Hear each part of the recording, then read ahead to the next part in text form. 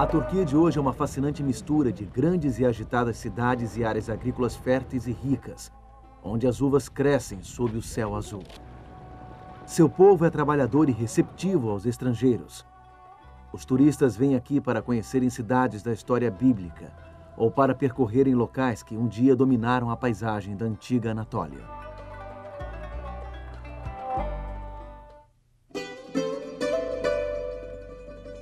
O apóstolo João passou seus últimos anos em uma ilha rochosa, não muito longe das margens ocidentais da Turquia.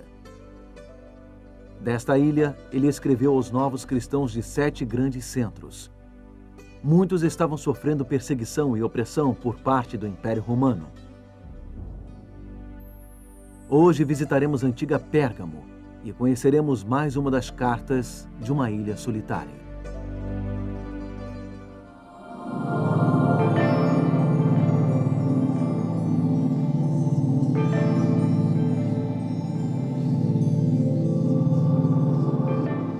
Não existem muitos lugares no mundo que tenham sido conhecidos como o trono de Satanás. Não dá para imaginar que, em meio a essas ruínas, na margem ocidental da atual Turquia, houvesse algo tão ameaçador. Mas hoje, ao continuarmos nossa jornada pela região das 7 igrejas, nós revelaremos a história por trás deste lugar chamado Pérgamo. E aprenderemos como uma espada especial é capaz de nos manter a salvo em qualquer lugar.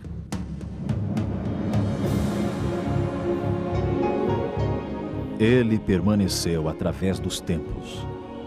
O livro de Deus, a Bíblia, indispensável em nosso mundo complexo. Está escrito, transmitindo esperança ao redor do mundo. Apresentado por Mark Finley. Hoje, o perigo de acomodar-se. Estamos viajando pelo interior da Turquia à procura de uma carta. Estamos seguindo-a desde a pequena ilha de Patmos, no mar Egeu, onde João a escreveu aos crentes.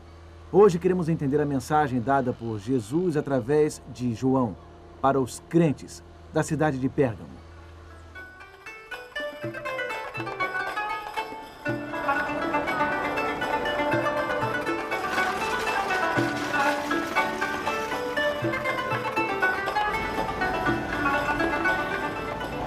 Ao chegar à atual cidade de Bérgama, você não encontra muitos sinais da carta, nem do seu conteúdo. Hoje, Bérgama é um lugar bastante animado, onde podemos nos recrear e também descansar. Mas para chegar à essência da carta, precisamos ir mais longe, mais alto. Temos que subir rampas bem íngremes e chegar a 300 metros acima de Bérgama. Temos que ir até aquela acrópole, lá em cima. Esta foi uma viagem fantástica. Subindo a montanha da acrópole, acabamos de chegar ao que resta da antiga cidade de Pérgamo. Aqui podemos entender o que o apóstolo Paulo escreveu. Foi aqui que a mensagem que Jesus enviou causou impacto. Aqui neste lugar, vamos descobrir ainda ecoando algo que precisamos muito ouvir hoje.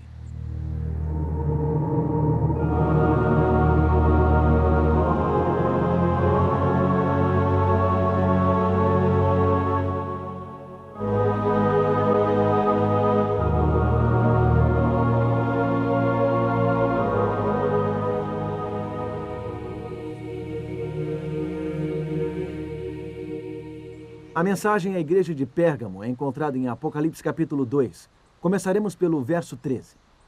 Conheço o lugar em que habitas, onde está o trono de Satanás, e que conservas o meu nome, e não negaste a minha fé, ainda nos dias de Antipas, minha testemunha, meu fiel, o qual foi morto entre vós, onde Satanás habita. A primeira coisa que Jesus diz ao povo daqui é que ele conhece o lugar onde eles moram. Ele entende a situação deles. Eles viviam sob pressão. Tinham se mantido leais à verdade, mesmo quando Antipas, um membro da congregação deles, foi morto. Eles viviam num lugar onde estava o trono de Satanás, onde Satanás habitava. Esse é um rótulo assustador, porque Pérgamo recebeu.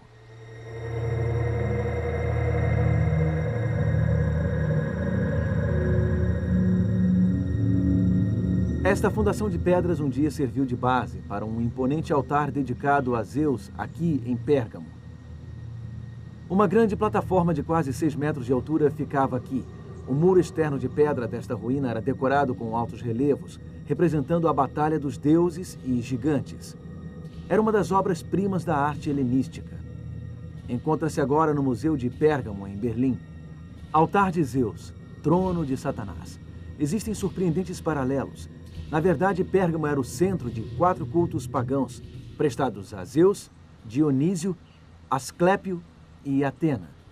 E é claro, nestes templos se adorava também o imperador. Ali embaixo fica o templo de Dionísio, onde outro tipo de religião desenvolveu-se. Uma religião misteriosa. Aqueles que se reuniam aqui praticavam rituais secretos que supostamente lhes trariam uma melhor sorte após a morte. Os cultos pagãos prosperavam em Pérgamo. A idolatria prosperava em Pérgamo. E, acima de tudo, o poder romano dominava Pérgamo. Esta é a razão principal desta mensagem, afirmar que os crentes daqui estavam vivendo onde Satanás habitava.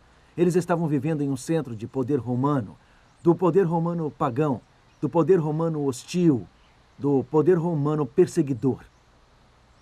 Os crentes em Pérgamo viviam sob pressão. Havia uma constante pressão por parte de cultos pagãos como o de Deméter, uma pressão constante para adotar as práticas pagãs, para se acomodar, para ceder em algumas áreas, para ser como todo mundo. Mas para os crentes daqui, ceder em algumas áreas significava cair no precipício. Era uma longa queda. Era abrir mão da sua fé em Cristo e aderir aos costumes idólatras daquela época. Bom, infelizmente, a igreja em Pérgamo havia começado a descer o escorregadio e o declive. Este foi o alerta que eles receberam por meio daquela carta especial, enviada da ilha de Pátimos. Encontramos em Apocalipse capítulo 2, e versículos 14 e 15. Tenho, todavia, contra ti algumas coisas, pois que tens aí os que sustentam a doutrina de Balaão, o que ensinava a Balaque a armar ciladas diante dos filhos de Israel, para comerem coisas sacrificadas aos ídolos e praticarem a prostituição.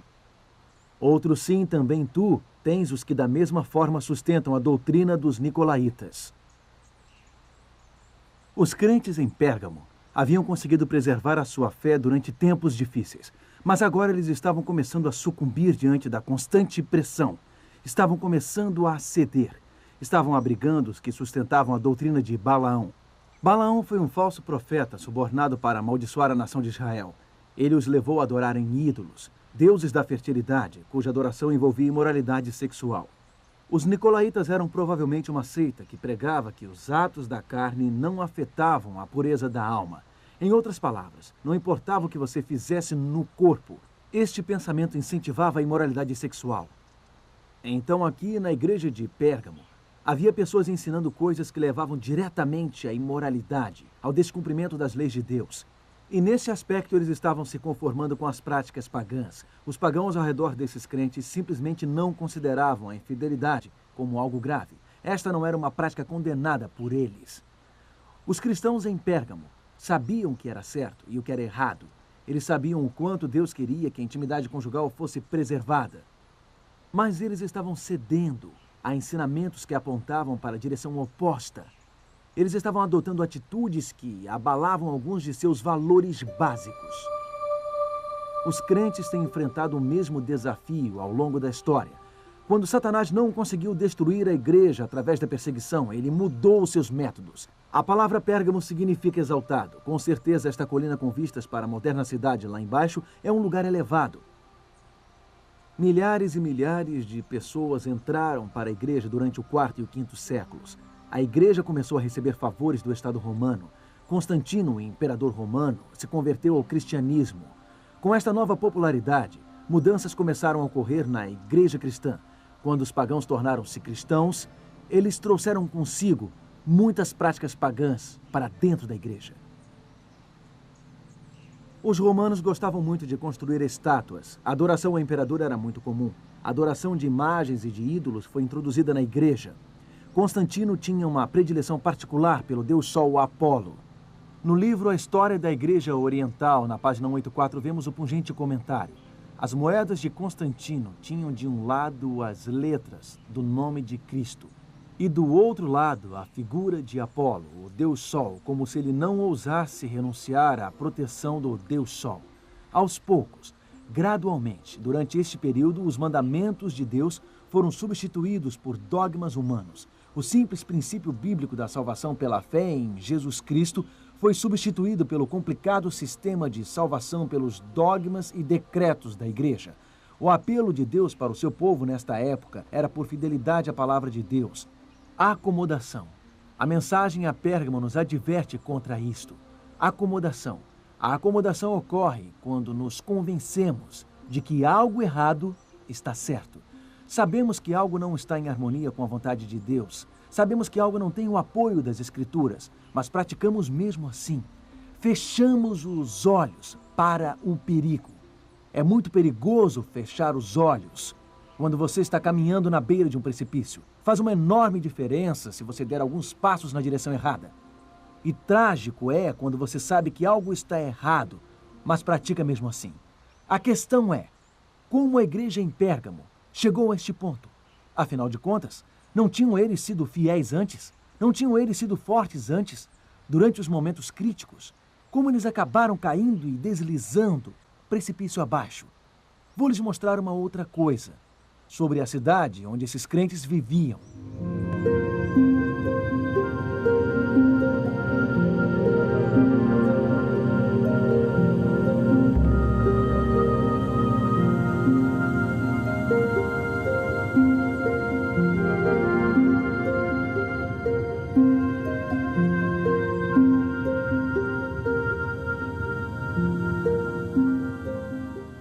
Esta área é conhecida como Asclepião, um templo e centro de tratamento, dedicado a Asclepe, o deus da cura. Foi também o primeiro completo spa de saúde da história. Um empresário grego ou romano que estivesse esgotado podia vir aqui e receber atendimento de primeira. Ele seria levado até a Via Tecta, o caminho sagrado, um lugar repleto de terapeutas e comerciantes da saúde. Lá ele podia escolher entre diversos serviços voltados para a satisfação dos sentidos. Podia tomar um banho de lama ou mergulhar nas fontes de águas curativas. Após água quente e fria, ele podia relaxar lendo na biblioteca local ou mesmo visitar o teatro. Ele podia até ter os seus sonhos analisados, uma antiga forma de psicoterapia. Aqui fazia-se de tudo para aliviar as pessoas de suas tensões. Pérgamo não era uma cidadezinha à margem do Império Romano. Sua rica cultura disputava com a de Atenas e Alexandria. Em outras palavras, a cultura pagã de Pérgamo oferecia às pessoas um conforto bastante sofisticado. Fazia as pessoas se sentirem bem, fazia as pessoas adormecerem. E é nestas horas que você começa a se acomodar. Quando você tem todo o conforto, quando você quer apenas o caminho fácil, pois o caminho fácil pode levá-lo à beira de um precipício. Acomodação. Este é o problema que Jesus, o grande médico, diagnosticou aqui. Então a pergunta é, que remédio ele ofereceu? O que pode nos proteger da acomodação, de perdermos nossa fé? Os riscos que os crentes enfrentavam aqui em Pérgamo são ilustrados por meio desta construção chamada Basílica Vermelha. Ela tem uma história interessante. Escavações revelaram que ela foi originalmente construída como um templo ao deus egípcio Serápio. Dentro destes muros, todo tipo de rituais ocultos eram praticados. Mas no período bizantino, uma igreja foi fundada aqui. Ela se tornou a Basílica Vermelha, e cânticos em louvor a Cristo ecoaram por estes muros milenares. Agora, construções, é claro, não são boas ou más. Você pode adorar o Deus do céu em qualquer lugar. Sua glória enche toda a terra. Mas o problema em Pérgamo era que os corações dos crentes estavam como esta igreja. Eles estavam entoando cânticos a Cristo. Porém, outras vozes também ecoavam dentro deles. Eles estavam praticando coisas contrárias à instrução de Cristo e que enfraqueciam a fé deles. Eles estavam misturando o louvor a Deus com crenças que distorciam a imagem de Deus. Eles estavam começando a se acomodar. Este era o problema em Pérgamo. Isto foi o que o grande médico diagnosticou. Estas são as ruínas da grande biblioteca de Pérgamo. Ela um dia abrigou mais de 200 mil volumes. Era uma quantidade fenomenal para aquela época. Dizem que o líder militar romano Marco Antônio tomou a biblioteca e a deu a Cleópatra. Ainda podem ser vistos os furos nas pedras, dos ganchos que sustentavam as prateleiras dos livros. O povo desta cidade tinha uma obsessão por colecionar livros. O que o médico dos médicos recomendou para os crentes daqui tinha a ver com um livro em particular, uma fonte de conhecimento em particular, a palavra de Deus. Ele queria que eles fizessem mais do que apenas colecionar livros. Ele queria que eles estudassem a fundo o livro dos livros. Vamos dar uma olhada na mensagem que o grande médico enviou para a igreja de Pérgamo de então. Nós podemos ler a sua prescrição no livro de Apocalipse, capítulo 2, e verso 12. Estas coisas diz aquele que tem a espada afiada de 2 gumes. Jesus identifica-se a esses crentes como alguém empunhando uma espada afiada de 2 gumes. Parece ser um instrumento cirúrgico usado pelo médico da alma. Mas o que esta espada significa? Bom, a Bíblia nos esclarece. Veja o que Paulo diz aos Efésios, em Efésios capítulo 6 e verso 17. Aqui ele está falando sobre a armadura espiritual que o crente deve usar. Ele diz: tomai também o capacete da salvação e a espada do Espírito, que é a palavra de Deus. A espada do Espírito é a palavra de Deus. O Espírito Santo nos ilumina, nos transforma através da palavra que Deus deixou. O autor do livro de Hebreus reforça ainda mais este conceito. Veja em Hebreus capítulo 4 e verso 12. Porque a palavra de Deus é viva e eficaz, e mais cortante do que qualquer espada de 2 gumes, e penetra até o ponto de dividir alma e espírito, juntas e medulas, e é apta para discernir os pensamentos e propósitos do coração. A palavra de Deus é uma faca afiada, alcançando as partes mais profundas do nosso ser, revelando nossos pensamentos secretos, deixando claro nossos motivos ocultos. Então este é um instrumento que Cristo traz ao povo em Pérgamo. Ele chega até eles com a espada afiada de 2 gumes. Essa espada afiada de 2 gumes é a palavra de Deus. O remédio que ele traz para a igreja acomodada é a palavra viva. Mais adiante em sua mensagem a Pérgamo, Jesus os adverte acerca das funestas doutrinas dos nicolaítas, pessoas que estavam distorcendo a compreensão de Deus e a sua palavra. E Jesus diz no versículo 16 de Apocalipse, capítulo 2, portanto, arrepende-te, e se não, venho a ti sem demora, e contra eles pelejarei com a espada da minha boca. Aqui, de novo, temos o quadro de Cristo empunhando a sua palavra em uma batalha contra a acomodação, uma batalha contra aqueles que estavam minando a fé. O que o grande médico está dizendo é que a sua palavra é o remédio para a acomodação. Precisamos absorver esta palavra. Precisamos permitir que a palavra de Deus penetre profundamente no nosso coração. Precisamos edificar a nossa fé com base em suas afirmações. A palavra vai nos mostrar o que é a verdade de Deus e o que não é. A palavra vai nos mostrar o que é espiritualidade genuína e o que não é.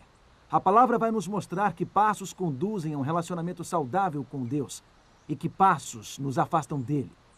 A palavra vai nos impedir de cair no precipício. Nossos sentimentos nem sempre são de confiança.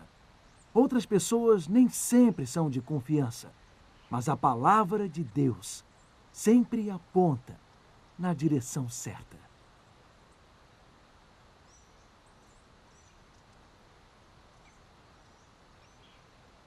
É uma subida e tanto. Este é considerado o anfiteatro mais íngreme da antiguidade.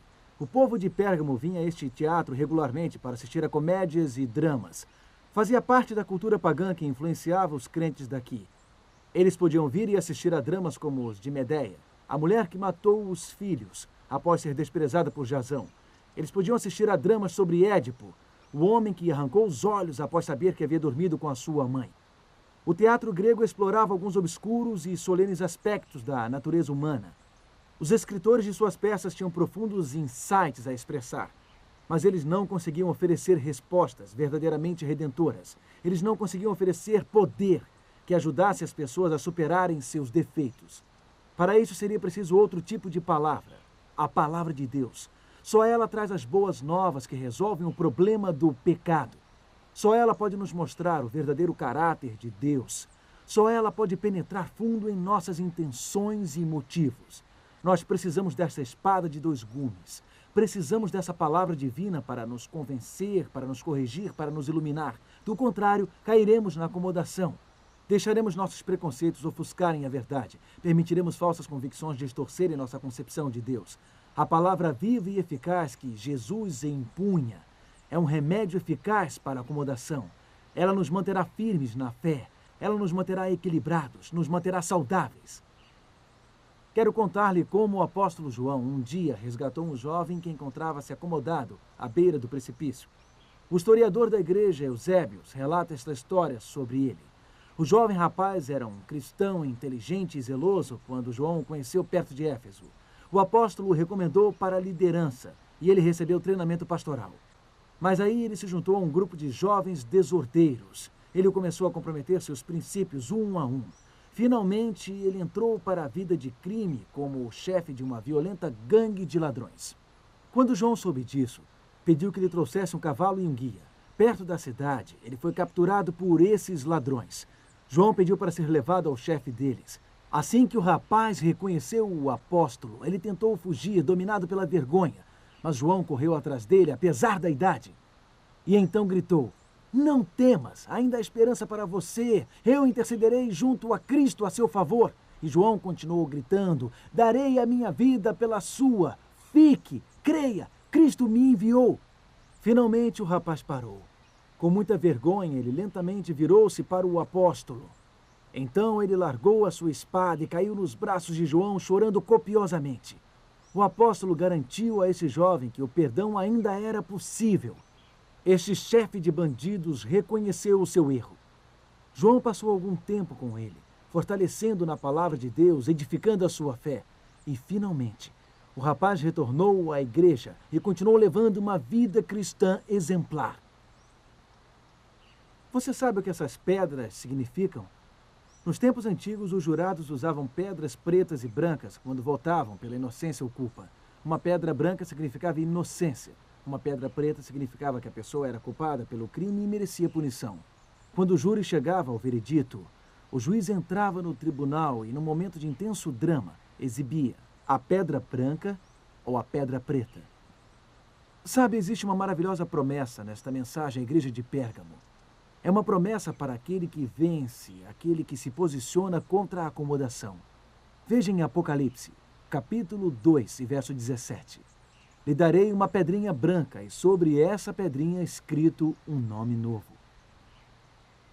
Em outras palavras, é Deus declarando que todo o seu passado, não importa quão obscuro tenha sido, está perdoado. Uma pedra branca também era dada às vezes a convidados quando deixavam a casa de um amigo. O anfitrião quebrava a pedra no meio e ficava com a metade e dava outra metade a seu convidado. Então ele diria o seguinte: "Se alguns de seus entes queridos passar por aqui novamente, faça com que tragam esta pedrinha. E tomarei a minha metade e encaixaremos as duas metades, e serão recebidos com alegria em minha casa." A pedra branca é a maneira de Deus dizer que você não apenas é declarado inocente, você também é bem-vindo em minha casa. Você tem um lugar em minha mesa. Esta promessa de restauração foi feita por nosso Pai Celestial. Amigo, nós podemos ceder à pressão, podemos ceder à tentação, podemos até cair moralmente como aquele rapaz, mas existe resgate na palavra de Deus, existe restauração na palavra de Deus, existe verdade na palavra de Deus e nos libertará. Pode parecer um paradoxo, mas existe cura nessa espada de dois gumes. Ela penetra com precisão cirúrgica.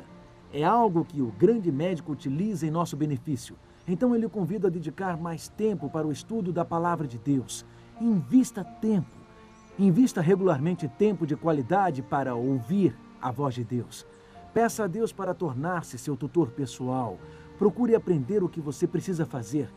Por que não tomar esta decisão neste momento? Abra o seu coração, abra a sua mente e diga: "Deus, o que você disser em tua palavra eu farei e eu não quero me acomodar." Tome esta decisão neste momento enquanto oramos. Querido Pai, obrigado pelo privilégio de estudarmos a tua palavra. Ajude-nos a aproveitá-la ao máximo. Precisamos de ti para não ficarmos vagando sem rumo. Precisamos de ti para sermos fiéis. Por favor, ajude-nos a separar regularmente tempo para o estudo da tua palavra. Ajude-nos a sermos discípulos fiéis e dedicados. Pedimos em nome de Jesus. Amém.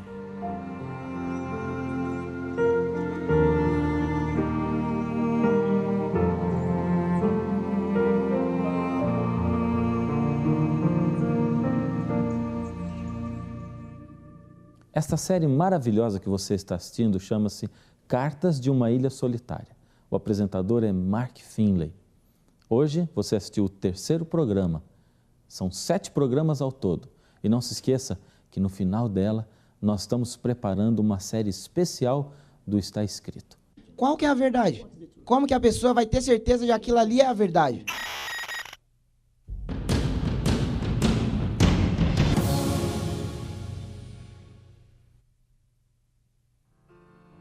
O programa Está Escrito oferece a você um curso bíblico inteiramente grátis.